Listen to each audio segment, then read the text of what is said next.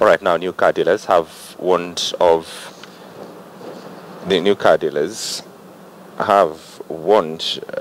traders in various commodities could not start selling their goods through the Nairobi Securities Exchange after plans to go live enter the final stretch. Now the new platform will benefit farmers as it will allow sell all manner of commodities listed and classified by the authority. Kenya has in the past shown interest in setting up commodities exchange with little success. Ethiopia is among the pioneers after it set up its now famous Ethiopian Commodity Exchange in 2008.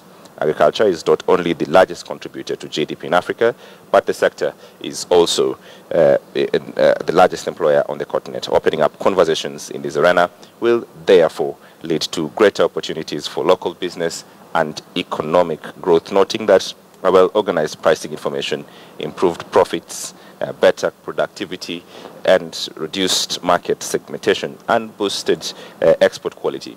Well, joining us now is Tat Ponda, Vice President for Emerging Markets at International FC Limited, to help us break down what that means.